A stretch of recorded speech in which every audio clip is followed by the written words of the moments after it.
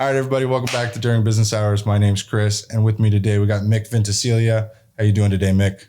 Good. How are you doing, Chris? Great. It's so we're gonna call you what? An entrepreneur, a young hustler, a card shark, probably. What else do you do? Just a kid trying to make it. Yeah, kid trying to make it. So what have you been up to? Lately, well, the past month I just moved to Arizona, so kind of close to where you're at. Well, not close, but West Coast, right? Yeah, you were East Coast the whole time, right? Yeah. For the past 5 months before that, I was in North Carolina, so doing the same thing. But then, I moved to Arizona and like Phoenix area. So I'm living like in Chandler, which is kind of outside of Phoenix a little bit. Probably.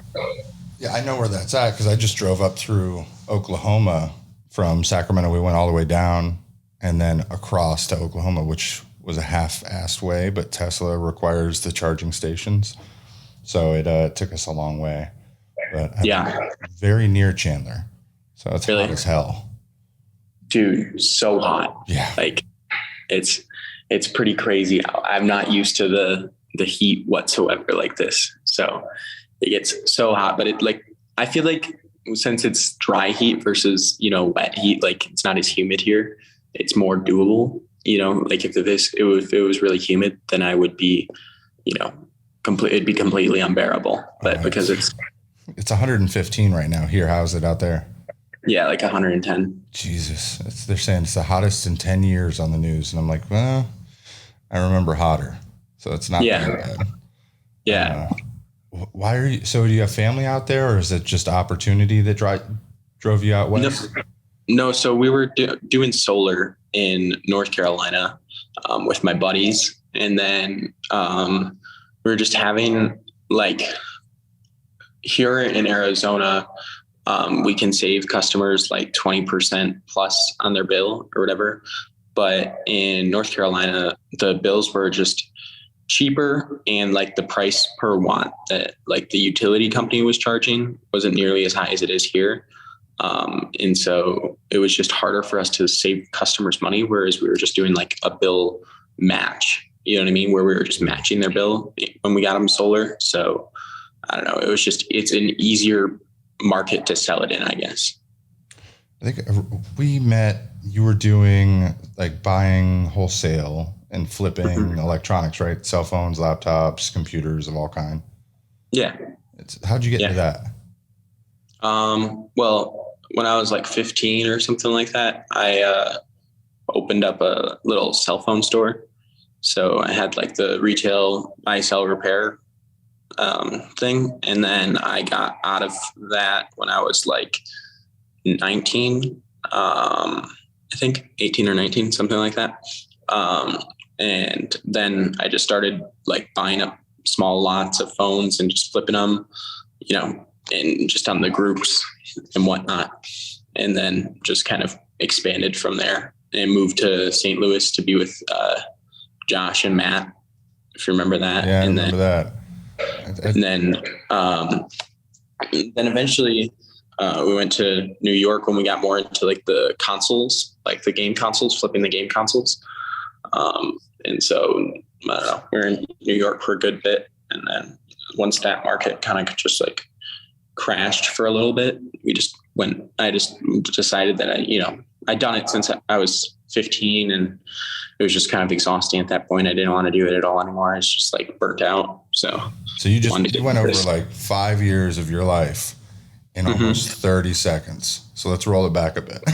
The St. Louis was, I believe, the first time that you started getting, because we're familiar with each other through like Facebook groups and stuff like that, but you were considered one of the big dogs. Like you were transacting a lot. You were always putting out posts. So people always look to you for like quality, lots of stuff. You, Matt, I think, what was the other guy's name before he took off? Josh or no? No, I don't think it was Josh. Josh was, he was more viewed like your helper, like he was. Jason? Jason originally. Yeah. Back in the day. Yeah. And then you moved on, like you and Matt kind of split a couple of years ago, right? Mm-hmm. And he was like, "Oh no, wish you best." They thought there was some drama between you guys, and he was like, "No, everything's good. He's just running something else." You got into the consoles, man. You were flying pallets of those things. Like the photos you were putting out, it was almost like you were Don Corleone of consoles. How did you get into moving truckloads of consoles? Dude, I mean, like with consoles, with the cell phones and iPads and all that type of stuff, like all the business is done on Facebook, but with the consoles, man, I found like all the business was done on Discord. Right. And so we opened up our own like Discord server where we were, we started out with like 10 or 11 guys that like all moved decent volume. So those guys were like, think about it like in the phone game, like the direct buyer, right? It was the same style of concept. These guys were like the direct buyers in their city for the consoles. So they would, buy up all the consoles that were in Toronto, buy up all the consoles in Vancouver, Alberta, whatever it was. And then they would collect up, 100, 150 at a time and ship them to us on pallets or whatever. And then from there, we started expanding and getting like, they didn't want to deal with this client because they weren't able to make enough money off of them. So then we were like, hey, just add them to the group. We'll buy them off them. You know what I mean? And then from there, we started expanding and just kind of getting like referrals to the group where a bunch of different people were joining or whatever. And we partnered up with, have you ever heard of like what a cook group is? Yeah. So we partnered up with a couple different cook groups in Canada that like, they were like advertising our server and what we were offering or whatever. So we would get some volume. Yeah. So we would get the members from there to join up. That's smart. A lot of the people who are in those groups on Facebook still, for some reason, they stick there and it's their non-diplom. They won't move. They've staked their claim and they made a little bit of a, like a show for themselves. And now they're somebody who can, put a couple of comments out and they feel good. And they're like, I know this guy. I can vouch for this guy. I can say this. I can do that. And that's why for me, I've gotten off those groups because too many people think they got weight to throw around and be some big dog. And staying silent is the best power on Facebook. I don't understand why people don't see it. Yeah, no, I'm with you. I like the groups. I think that they can certainly add a ton of value to like, a shop or something like that. If they're, it's an easy resource to be able to find the answer to your question that you might not have ran into before pretty quickly. That's exactly easy. But there's ways that come with value, and then there's ways that'll get you your answer real quickly. But if you're not going to learn something or it's not actually going to be retained, that's what pisses me off. So many guys out there that just rely solely on Facebook. So is the console business still up and running currently? Yeah. We just lost a pretty insane amount of money at the end of last year because what happened was we were doing drop-offs in Toronto. And so we would have these guys that would drive around, meet at the police station. They'd have like a schedule on Friday and Saturday where, they'd be at this police station at this time, this police station at this time. You weren't robbed, were you? No. Okay. But it was maybe this weekend that I'm referring to is like maybe 2 weekends before Christmas. And so like by the time that the consoles got to us, our agreement with our buyer had fallen apart because of how long it had taken to get like this many brought to us. If that makes sense. It was like three full. It was large short date. Yeah. Yeah. And then like nobody was willing to purchase anything right before Christmas, like, a week before Christmas, because it wasn't going to arrive to them. They weren't going to be able to sell it. And then they're going to be holding it after the holiday and not sure where the market's going to be. So how much money would you say you lost on a truckload worth of stuff? Like 350,000 or so. Yeah. So during the crypto days, the hype, I would say I've lost probably $500,000 in crypto. Really? Yeah. But I was a bad gambler. I kept going to stake and roulette. I'd won $1 million, lost $500,000, won 700, lost 20. That was the dumbest time of my life. It was horrible. Was that like you lost the crypto just on the gambling, or you lost the crypto on the fluctuations of? Oh, no. I didn't care about the fluctuations. It was never big enough. I put in, I think, $8,000 into Bitcoin, and that doubled. And I was like, well, I could take my winnings and then take it to Roobet, fuck around a little bit. And just one day made $40,000. And I was like, it can't be this easy. They let me cash out. So I put in the $40,000.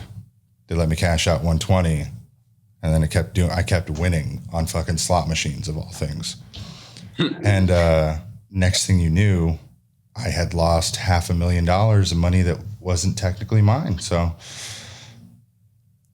yeah, that's tough. It's a big swing when you start playing with big numbers like that. It's not an easy thing to lose, but it's a lot better than like if you just took out all the money you earned somewhere else and then lost it. You know what I mean?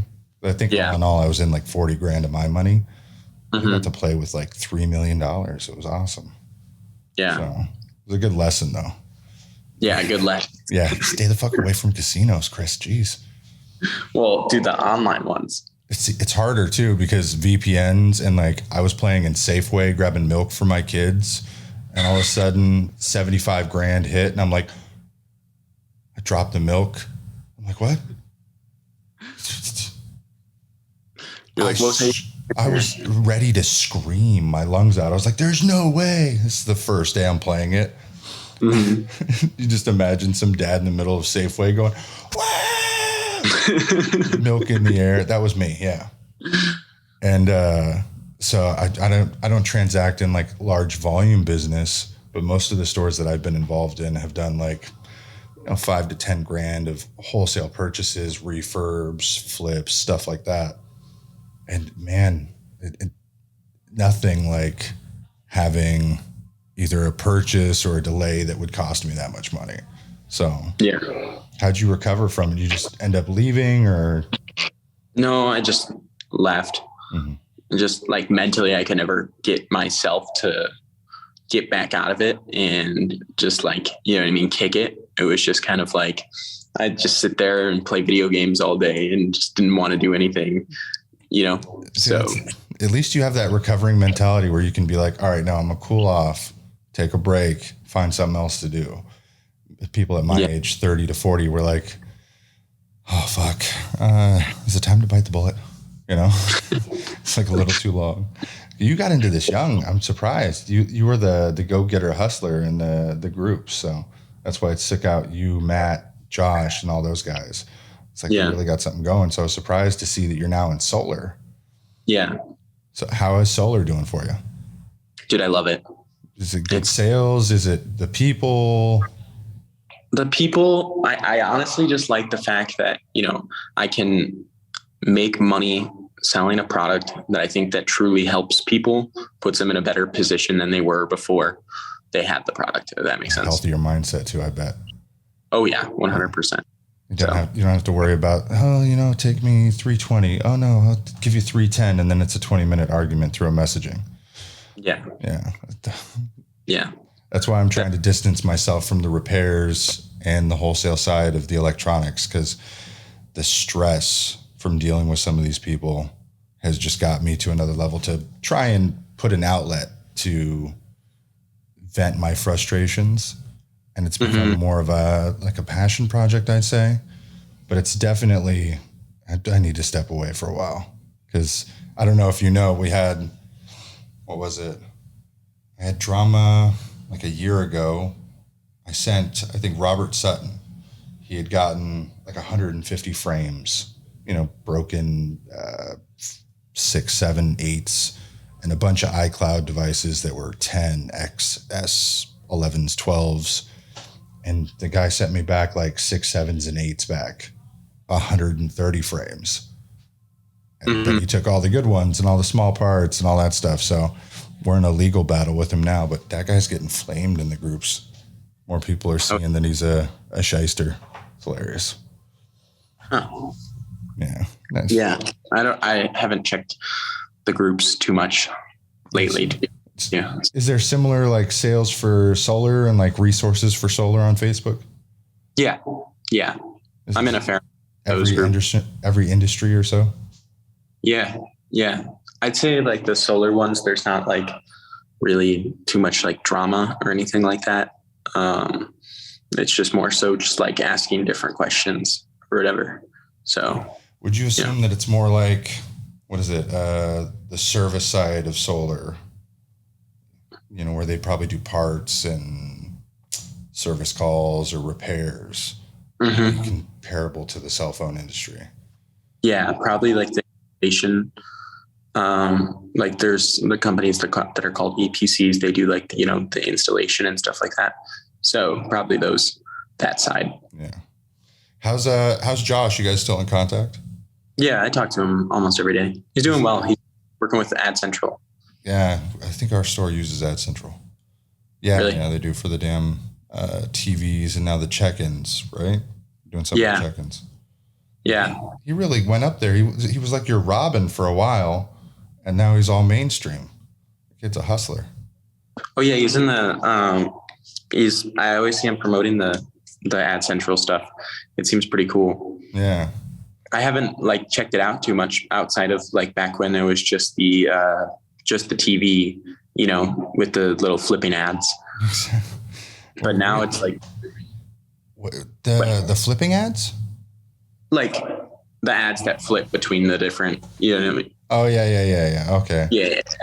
I call them the McDonald's screens because it's the first when I was a kid saw, it'd move from one TV to another TV, and so you'd see everything transition almost like a video or a format. But they're doing pretty well because now they got television, they got ads for videos, all the sales stuff. I'm sure I'll talk to him or Israel sometime in the future. The check-in stuff seems really cool because it does like the diagnostics, right? Or something like that. Yeah, it almost seems like it's like 3U tools built into their software. Yeah. That's pretty cool. So is your company putting you up, or is that the clubhouse where you're living? This is the clubhouse where I'm living. So it's not, we have like our corporate offices like up the street, like a mile. So how'd you get connected with this company? Is it something you were like a friend of a friend, or something you started? No, my buddies have worked here for like 2 or 3 years. And so then I was just like, hey, like, they'd always tried to get me to come work with them or whatever, but I finally just felt like I was tired of doing what I was doing. So I was like, all right, let's do it. So you wouldn't go back for anything? No, I like it. A lot less stress, I'm assuming. Yeah.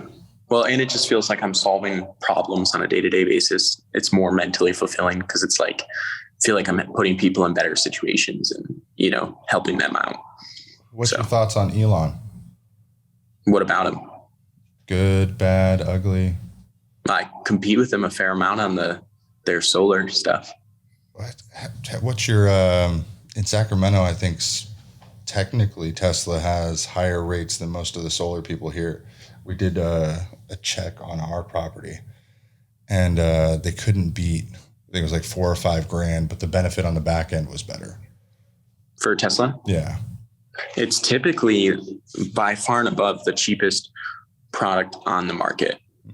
So it's like 20% cheaper than what anyone else can offer. We sell the Tesla product, but I don't know. I'm not a fan personally. What's your issue with it?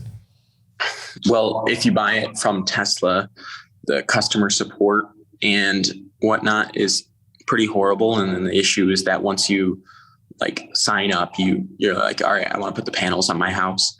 Then, 6 months down the line, you're still not going to have the panels on your house, and you're going to just have a new bill that says, hey, we need to up your price $15,000, So I don't know. That's the situation that a bunch of people are in. Yeah, bait and switch, right?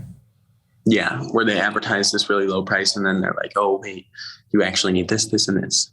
So, and their customer service is horrible. If you try to call them, like it takes ages. I had an issue with my Tesla, and they lost my keys while servicing my car. Really? Yeah. So then they wouldn't replace them. And then when I did get a key back, it was a damaged, like they come a Tesla key where it's all embossed with silver. And so all the silver was missing, looked like it was scratched out. So it wasn't my key. They gave me a replacement. Was still missing the second key. And their excuse was, oh, you never left it. Like, what? You needed it for the service call. The 12 volt battery was bad. So it was internal services to the car weren't working so well. But man, it was they spend more money, I think, on the advertising and the treatment of customers while they're getting a service than actual retention of customers. Yeah. Because we got $500 in travel, like Uber credits, daily food credits, gift cards and stuff, just to have your car there. So it incentivizes them, I'm sure, to not spend $500+ a day to have customers going back and forth places. But I love their cars. Elon's just a bit of a wacko being a near trillionaire now. Yeah. No, he is a bit crazy, but pretty smart as well. Oh, yeah. Didn't he say he was on the spectrum, a bit autistic? I'm not sure, but I would assume he is. Yeah. He acts like he is. Oh, God. Do you watch any of interviews or do you follow him at all? I've watched like his Joe Rogan podcast. Obviously, everyone's watched that. Oh, the smoking weed one was. I'm not a marijuana fan, but man, it was just seeing that. I'm like, okay, so they're human too. They're not. What do they call them? Lizard people. Yeah. And I see his tweets sometimes and stuff like that, but I don't like watch too many of his interviews or anything like that. Besides the Joe Rogan one, I guess. He said, what was it, 2 days ago, that J.R.R. Tolkien is turning in his grave from the new Rings of Power show. Oh, really? Did you ever read the Lord of the Rings or the books or anything? Dude, I wish, but I have not. So basically the gist right now is that Lord of the Rings is getting a bunch of backlash for it being a really slow starting, not very character driven show. Okay. And so Amazon came out and was like, well, you're racist. How's that make him racist? Well, because they turned what were supposed to be light skin colored people into darker skin colored people. Okay. And nobody cared. There was probably some racist people online that were shouting from the rooftop, trying to be, what do they call it? Tolkien puritists. That's what it was. And so I didn't care. I didn't know that there was only supposed to be white elves or white dwarves. Yeah. I didn't like it because it was slow. A $1 billion show should have been a lot faster paced or character driven, but it was very slow. And then all of a sudden they blocked all the reviews. They said anyone who talks about it is racist. They made this giant movement saying, well, if you don't like it, you're a racist. Elijah Wood, so many characters from Lord of the Rings came out screaming from the rooftops that we won't be silenced. We are together. I couldn't understand it. But then Elon came out and was like, yeah, J.R.R. Tolkien is rolling in his grave right now. And I was like, I don't think Elon's racist.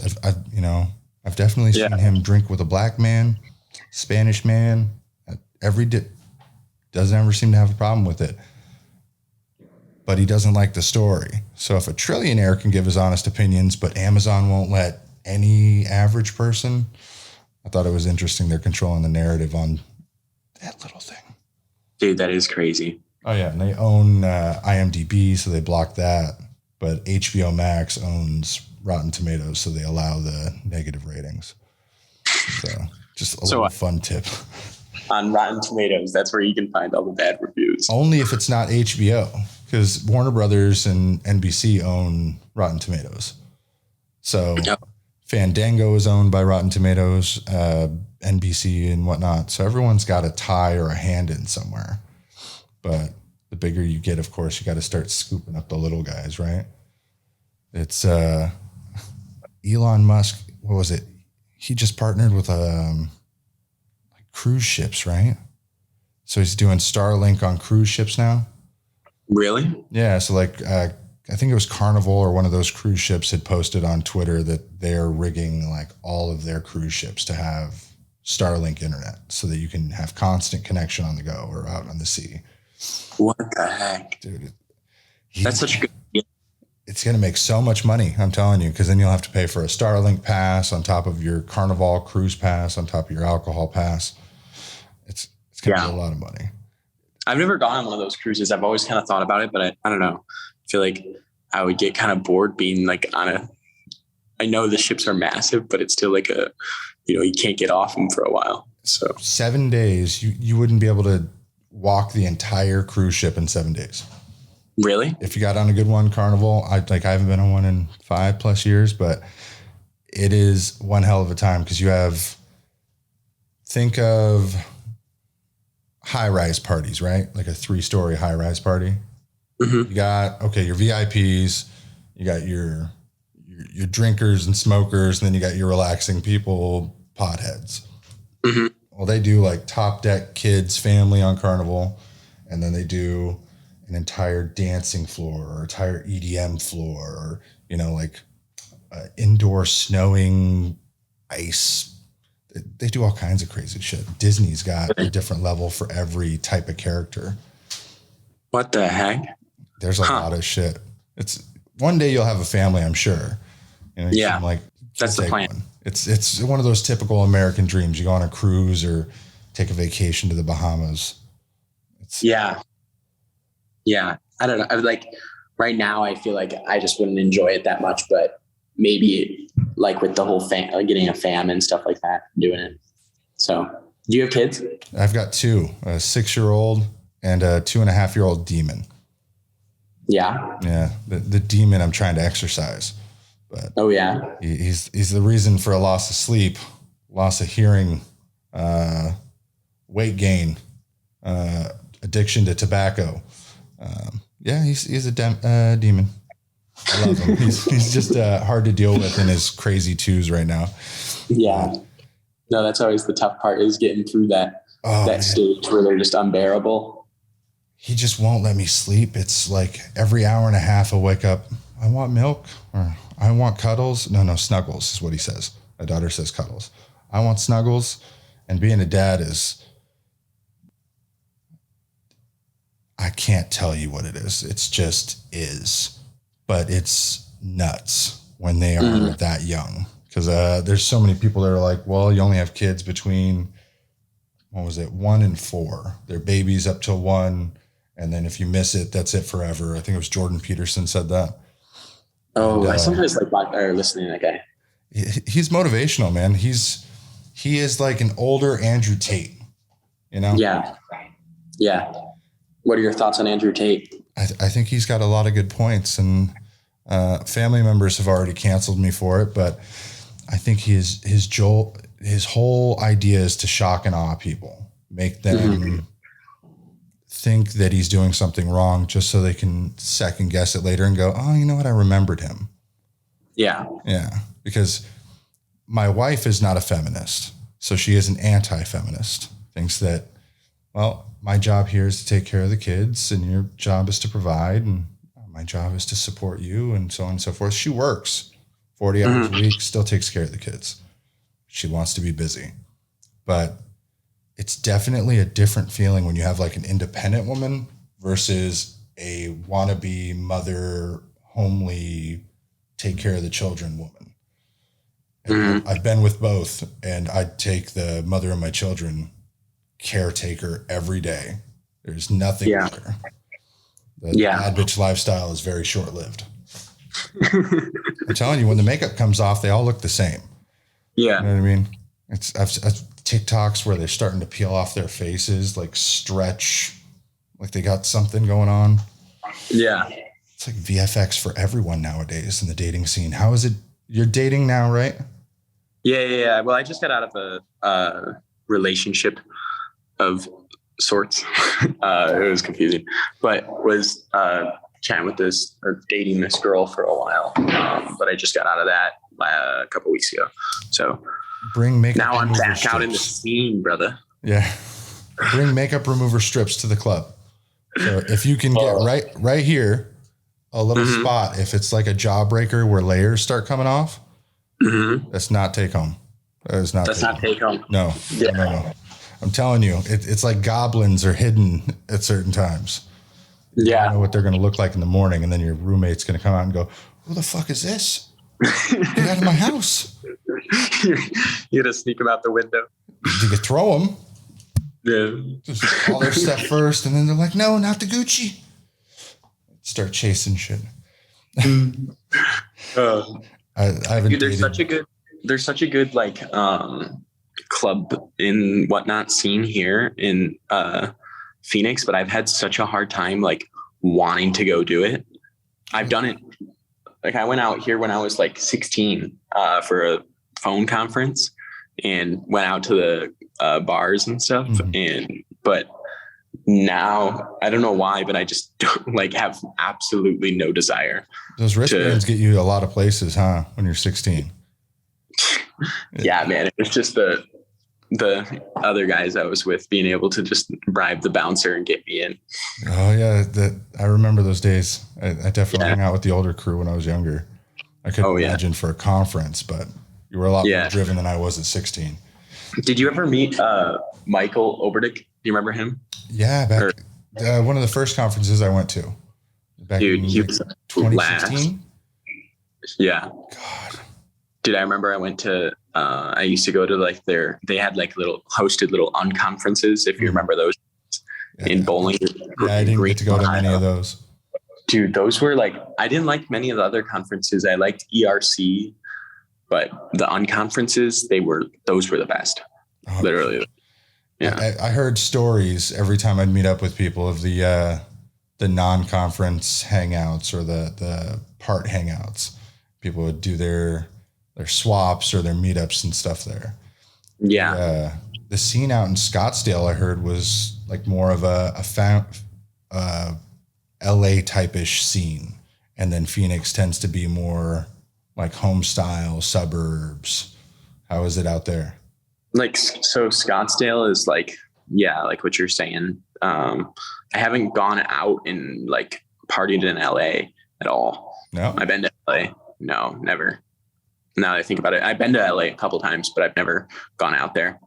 But there's like pool bars, like, you know, a bunch of those like 3-story tall buildings where they got, you know, a dance floor, pool, you know, a bar, all that type of stuff.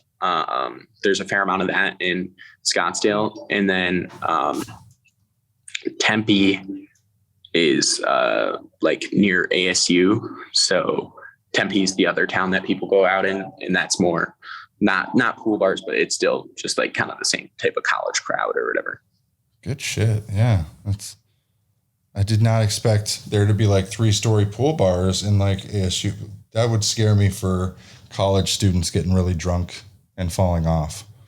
I bet they got 8-foot tall glass ceilings. Yeah. Yeah.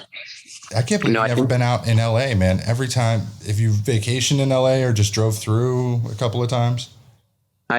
So I used to live out in Temecula, if you know where that's at. Yeah. So we'd go up to LA, and then I've done like I used to just pick up the most random work projects when I was in the cell phone industry. So I've done some random work projects in LA. You used to bounce around quite a bit from like going and helping other stores, right? Yeah, well, and just picking up like what I did in LA was, do you remember Chris Love? Yeah, the other one who I got confused for. Chris Love. Yeah. What'd you say? I got confused for him once on. There was a post.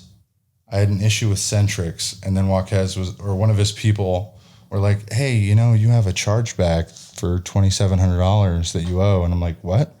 I've never charged back a company in my life." Spirit Airlines got it one time, but not, you know, that was for an 80-pound bag they charged me $200 for.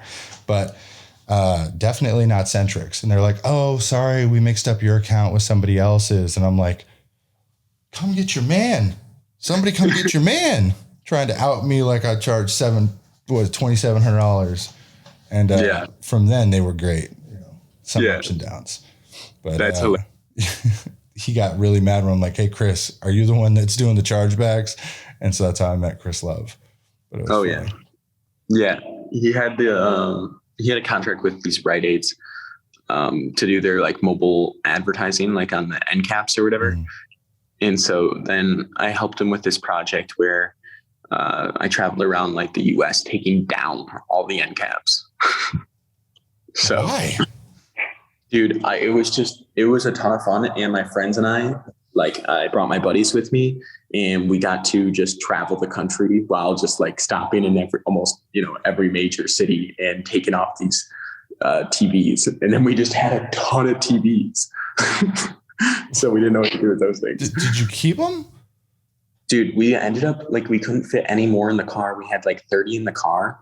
And this was that old car that the Betsy that kept breaking down, right?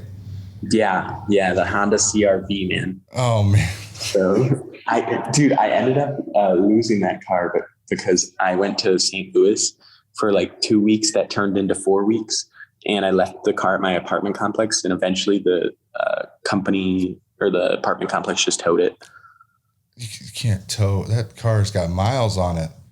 I know, dude, and it was still fully functional. I had a Louis Vuitton bag in the back seat when it got towed. I was like, dude, what is going on? You're the one who got me into the Moda hype group. You made a post I saw, and so I bought a wallet and a couple of items. And what was it? You were selling like a Louis Vuitton key ball, right? Or like a big bag? Oh yeah, key ball. Yeah. Well, yeah. That's a very large purchase. Yeah. Are you a hype beast? No, not at all.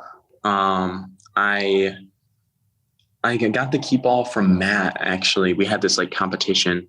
If I sold so much stuff, he would give me the key ball, and so I got it from him. But those things aren't that like they're expensive. You know what I mean? They're but flashy. if you buy them used, they're not like crazy expensive. They're like $400 or something. Yeah, Matt was he'd always post the shoes, the hats, stuff like that. For somebody who does so much in electronics, it's so surprising how flashy he is online. But he doesn't really show very much. You know what I mean? Mm-hmm. So he's always like, oh, I did something new or went somewhere new. But it's never personal. He keeps it very separated from online, which is very good. He's an enigma. It's hilarious. Yeah. No, he does keep it very like, I don't know. You see like little portions of his life or whatever on social media. Yeah. We have a lot of customers that come into the stores, and then we've got a little sign for the scan for our podcast, Hey, I do something similar. Let me get on your podcast. So we had the biggest mistake of an interview I've done is a 85-year-old man who did audio sequencing for concerts like 40 years ago. And it was the most boring 2 hours to sit down and discuss history with someone that kept circling back to, hey, I built speakers better than that company. I can show you better speakers. I'm assuring you I can make better speakers. And I'm like, what do you mean? We're talking about something completely else. So, yeah. But yeah, we do a lot of one-on-ones with we did Drone Cast. We had John Felix on, got public auditor from YouTube. That guy is an interesting fellow. Really? Sits there and yells at cops all day long. They are civil, what is it? He calls them, when they're not part of the country, you're like, what is that name? Oh, like the you're talking about like when cops are like trying to kick people out of the country? No. So when you ever seen Family Guy when they're like, no, this is my land. It's outside of the U.S., but you're in the U.S. Oh. What is that name? Sovereign citizen. There we go. Oh, I get it. So he calls them sovereign citizens. Damn, how did I like Native Americans? Oh, so he's like one of those guys that goes around and videos the cops. And okay. I can be here. This is my freedom. He calls himself a constitutionalist. And so he goes around challenging people who try and steal his rights. And, a lot of cops do that. They're definitely trained to try and take away your feeling of feeling safe so that, they can do something about it. Yeah. In most places. No, those videos are always very interesting because like on some regard, I agree with the sentiment of a lot of the videos, like, the frustrations and stuff like that. But on another regard, it's like, dude, I appreciate what they do for just dial it back. Yeah. the society. Don't be so angry. Yeah. Don't be so angry. And like, you know, maybe at some point, like some of them, you know, it's just like, maybe just be cooperative, man. Like, you didn't have to do that. Like the lady who got punched. I don't know if you watch a lot of stories, but there was a lady who got decked in New York recently. Really? Yeah. A suspected murderer was being pulled out of a home. She was there, and a crowd starts, "Hey, you're trying to arrest a black man, get out, you know, cops, get out of here," trying to like protest it. Well, as he's being taken away in handcuffs, this girl is smacking a cop.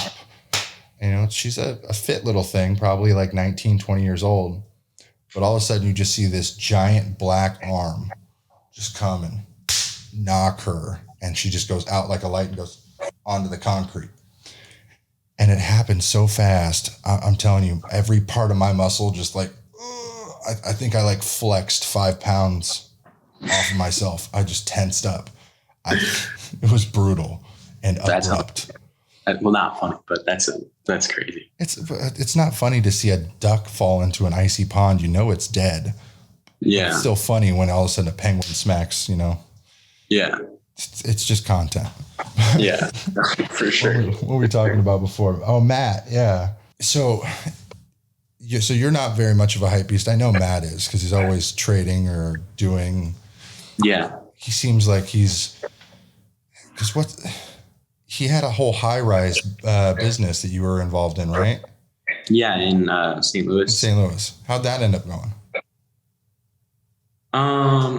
Well, so originally I moved out there and I was kind of just doing my own thing there in his office with just like buying and selling electronics, you know, the game. Kind of like outsourcing in there? Yeah. Yeah. And then like I'd say I do my own thing until like 5 p.m. And then, you know, 5 p.m. rolls around and, you know, we'd all start hanging out together and I would help him and whatnot, you know, ship stuff out and just do some pretty basic stuff. But then like we moved to a different warehouse outside St. Louis City. And then like at that point, I started becoming like basically fully involved in the business that Matt was doing because I had a pretty bad situation with FedEx where they stole a ton of packages from me. And so I just had no money after that happened. So how did they steal packages from you? How do they do it? Yeah. Or tell me the story. So like I would send people shipping labels to ship packages to me, you know what I mean?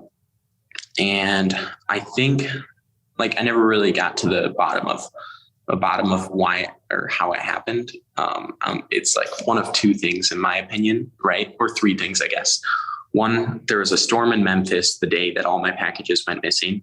So there's the potential that, you know, the packages truly went missing, but it was kind of suspicious because, you know, it was packages all coming from different places. I guess they were all going to me. So, you know, I guess one truck could have gotten, I don't know, in an accident or something like that. But so one Santa's bag full of Mick Ventocilla's packages just vanished. Yeah. Yeah. I mean, the other thing that I considered was one of the people I was buying from at the time was one of those like Chinese companies, you know, and so they had used to be in the US and then they moved to China. And so I was considering that they had done, you know, some sketchy stuff and it gotten my packages like taken. Rerouted. Yeah, rerouted. That's the way to say it. Well, we can say this is all allegedly, right? Yeah. I don't know. I have to answer your question. I'm not really sure, but yeah. I had a lot of packages go missing all on the same day. That's crazy. I had something similar where a previous employee rerouted 3 purchases that we had made from a private seller. So we spent about $4,500 on MacBooks. And it was a great deal. It was like $450 a MacBook. Overhead on repairs was maybe 10%, and we could flip them for a total of 12 grand. So it was going to be a nice come up. And then 3 days goes by, 2-day FedEx didn't show up. Check the tracking. It says delivered Carmichael, California. I'm like, what do you mean? So it turned out this employee had put in for a rerouting through our FedEx account and sent it to his personal house. What the? Expecting that FedEx wouldn't have tracking or a signature. Well, he signed it in my name. But funny enough, it was, hey, return this shit, you're fired. Otherwise, cops are getting involved. So we luckily got it back, but it doesn't sound like you got those back. No. Yeah. Yeah, unfortunately, I never ended up getting it back. I don't know. I tried for like a month or two to be, following up with it pretty frequently or whatever, but it just eventually. Did you think that has something to do with all because you kept posting about your Chase bank account kept getting locked out? Mm-hmm. Do you think you were put on some type of list? No. I think that my Chase bank account getting locked out had because from my understanding, I talked with a lot of different people at Chase about it. And from my understanding, when you open up a business account, they want to see you gradually grow your volume up. You know what I mean? You have the standard that you start at, and then you gradually are growing it up over the years, right? So my original Chase bank account with when I had Lakeshore Tech, the store, that was the case. You know what I mean? We started off slow volume, we gradually grew it up over time. And then, that was how it went, And so I think that what happened was when I changed to doing the B2B stuff online, I wasn't doing the, Lakeshore Tech stuff anymore. And Lakeshore Tech was underneath, my brother and I's name. So I had to open up, a new business and, open up a new account and everything like that. And then it went from, it just went from 0 to 50 really quick, if that makes sense. Oh, so you're just high volume, high deposits, high withdrawals. Yeah, exactly. Cause I'm, given my age at the time and my age now, I'm pretty risk adverse. I'm fine with taking risk. You know what I mean? So I would do a lot of business, but I was not keeping too healthy of a balance in the bank account, when it would settle at the end of the day, if that makes sense. Yeah. Because I've been spending all the money on not consoles, but electronics. I think I've known you probably 4 years, probably known you 2 or 3 years, but seen you for about 4 years. Mm-hmm. But man, your trajectory has been moon, stars. And now you're like, okay, I'm gonna go to Saturn. And that's where I was like, man, I got to get them on and find out. Because solar to me seems like a different world than electronics or wholesale, even manufacturing that a lot of people are getting into. So it was a sideways. I was like, how the hell is one of the top movers with all those contacts getting out? Yeah. So mentally, I literally could just never get after we lost that money, with the consoles, I could just, I just couldn't kick myself back into gear, And so I knew at this point, I've had a fair amount of health scares that I would contribute to the industry as a whole being stressful and, and so I've had a stroke and I've had a seizure. And so, I was just I didn't want to do it anymore. I just couldn't, You had a stroke and a seizure? Yeah. So I had the stroke first. And then back when I was in Michigan still, I was just extremely stressed out about some deal that I had going on where, what was it? Someone wasn't paying me for a while or whatever. And I was just stressed about it. And so then I had a stroke, and then I moved to St. Louis, and one day we were all just hanging out and, chilling, and I had a little seizure. So I was just like, I don't know. So once I started like just feeling like, I don't want to do this anymore, I couldn't get myself to want to continue. It was just in the work that I was doing, I was just like, well, if I'm not happy doing it, then why am I doing it? I think it's a lesson for a lot of people to take off is work hard while you can, but make sure you take your breaks. You know what I mean? I talk a lot about vacations or taking some time. It's hard, man. I used to do this thing where I would work 7 days a week for 3 months and take 4 days off. Doesn't matter where. I'd fly to Hawaii, New York, Canada. I had to. And now that I've got kids, it's near impossible.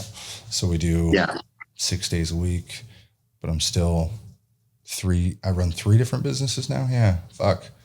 So I do the electronics. I've got a home goods business that my wife started and I kind of backed. And then I got into making I don't know why, I like making candles and tufting rugs and doing kind of artsy stuff. And then of course I got the media side. So I am a near 300-pound man that's got 2 kids, a beard. I drink, I smoke. I don't smoke cigarettes, I smoke vapes. But I will knit you a fucking rug if I feel like it. I don't care. That's pretty sick. Yeah. That's pretty sick. I made my kids, my daughter a Catwoman rug, my son a Batman rug, and me a giant Superman rug. And I was like, this is the coolest random thing to know ever. Yeah, that's dope. It's the little happiness that counts. But I'm glad you're well, man. At least you're not dead. Shit, that's a lot to go at your age. You've been through a lot. Yeah. I mean, so that's kind of why I just didn't want to do it anymore. And that's kind of why I got out. But I really do enjoy solar. So that's the fun part about it. Well, every time you talk about solar, you look happy. I'm happy for you. Yeah. Thank you. Dude, Thank you. I think we'll leave it off here, but it was great having you on. I appreciate it, Mick. Nice chatting with you. Yeah, absolutely. All right, everybody. I appreciate it. Hit the like, hit the subscribe, hit the share. If you're here, we appreciate it. We'll see you next time. Life can be super happy, life can be super sad. I'm trying super hard to separate the good and bad. I go back to my future just to get to my past.